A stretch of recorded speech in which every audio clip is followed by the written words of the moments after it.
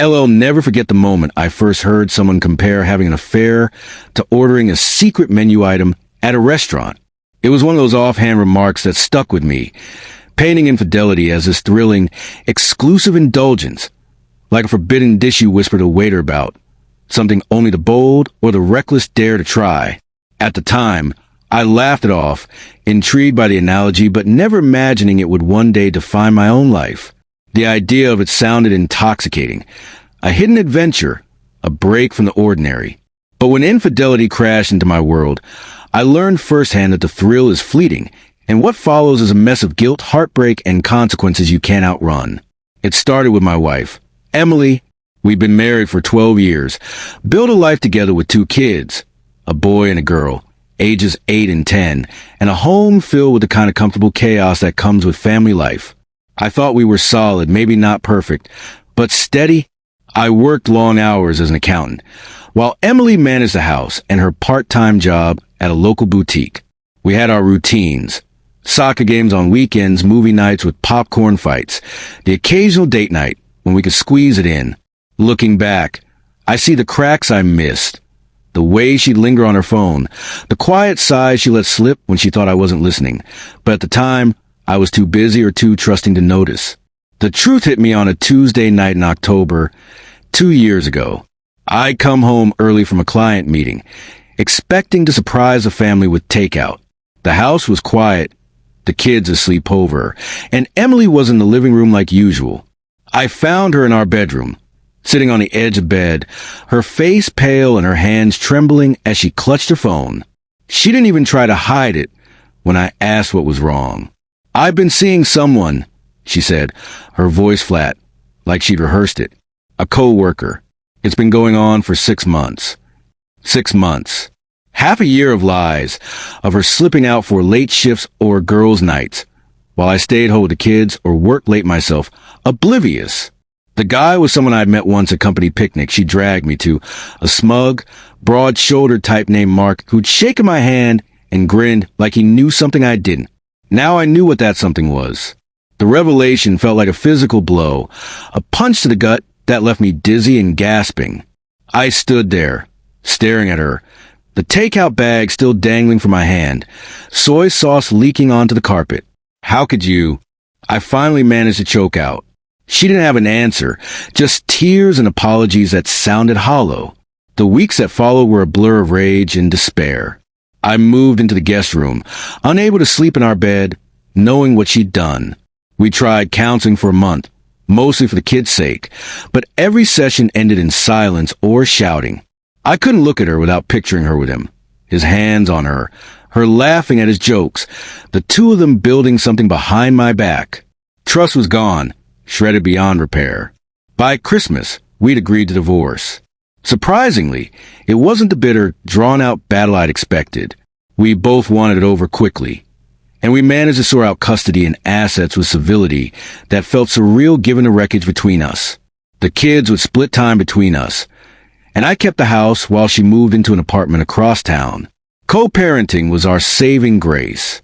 We kept things respectful for the kids, coordinating schedules and showing up to school events with 4 smiles. They didn't need to carry our mess, and we both knew it. But navigating life post-divorce wasn't as simple as signing papers and moving on. About a year later, I met someone new, Lila, a kind, witty woman I connected with through a mutual friend. She was a breath of fresh air, someone who made me laugh again, who didn't come with the baggage of betrayal. I felt ready to start over, but I knew I had to tell Emily, not out of obligation, but because we still shared a life through our kids, and I didn't want her blindsided. I brought it up one afternoon while dropping the kids off at her place. "I've started seeing someone," I said, keeping my tone casual as I handed over their backpacks. She froze, her hand tightening on the doorframe. "Oh," was all she managed at first, her eyes darting away. Then came the flood, tears, accusations. A shaky rant about how she hadn't expected me to move on so soon. "I thought we'd have more time," she said, which made no sense to me. Time for what? Reconciliation? After what she'd done. I stood there stunned as she unraveled. It hit me then. She still had feelings, unresolved threads of regret or longing she'd buried under her new single life. I didn't know how to feel. Angry, sad, maybe even a little guilty for being the one to twist the knife she'd plunged into us. I turned to friends and my brother for perspective, spilling the whole messy story over beers or late-night calls. They were unanimous. "You don't owe her your happiness," my brother said, clapping me on the shoulder. "She made her choice.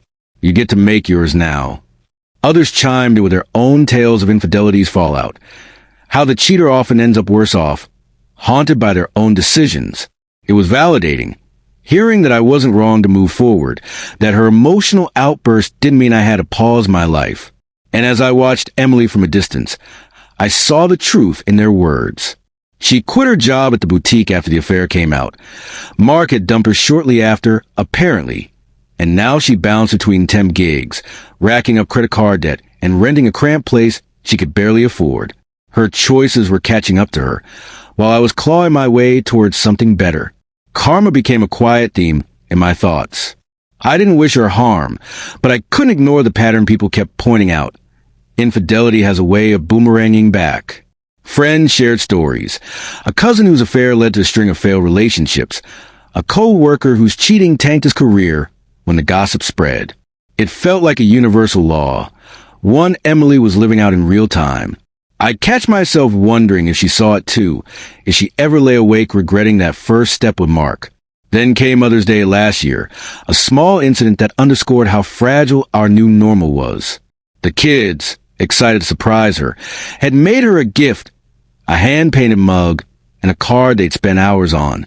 I'd driven them over to drop it off, planning a quick handover, but Emily misread it, assuming I'd orchestrated some grand gesture to rub my stability in her face.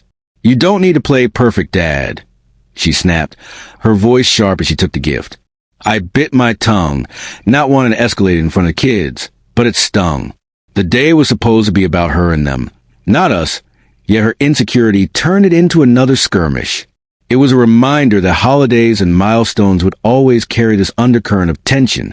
Money added another layer to the mess. I'd always been the saver, the one who balanced our budget, while Emily splurged on impulse buys. Post-divorce, I kept that discipline, rebuilding my finances with Lila's steady influence. Emily, though, seemed to flounder. She called sometimes, asking for extra help with the kids' expenses, braces, school trips, hinting at her struggles without admitting them outright. I'd send the money, but it gnawed at me, watching her stumble through choices I couldn't fix. Part of me wanted to shake her, to say, "This is what happens when you blow up a stable life." But I held back. We weren't partners anymore. Every so often, I'd catch myself wondering about reconciliation. Could we have salvaged it? The question crept in during quiet moments, driving home from work, staring at the ceiling at night. But the answer was always the same. No. Trust was a foundation, and she dynamited it. The marriage I'd cherished, the late-night talks, the shared dreams, the warmth of her beside me, was tainted now, a memory I couldn't reclaim. Moving forward was the only option, even if it meant letting go of what we'd once had. I thought a lot about intimacy. Too, how it differed in affairs versus marriage. I never cheated, but I could imagine the rush Emily must have felt with Mark. The secrecy, the stolen moments, the adrenaline of something new. It's a high, sure, but it's a house of cards, collapsing under its own weight. Marriage, for all its flaws, had depth, a slow burn comfort, a partnership built on years of knowing each other's quirks. I missed that, craved it, but I knew it'd take time to find again with someone new. Somewhere along the way, I stumbled across the term walk-away wife syndrome. It clicked instantly. Emily had been restless in our last few years, bored with the monotony of laundry and carpools. She'd daydream out loud about trips we couldn't afford or adventures we'd never take, and I'd brush it off as harmless. But maybe it wasn't. Maybe Mark was her escape, a fantasy she chased to break the routine. Understanding that didn't erase the hurt, but it gave me a lens to see her side. Not to forgive, just to comprehend. Now, 2 years out, I'm focused on rebuilding. Lila's a big part of that. She's patient, grounded, and doesn't flinch at my baggage. The kids are adjusting.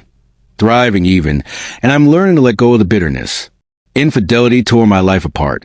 Left scars I'll always carry, but it also forced me to face what I'm worth.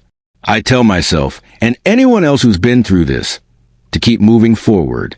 The past can't be undone, but the future's still yours to shape. For me, that's enough.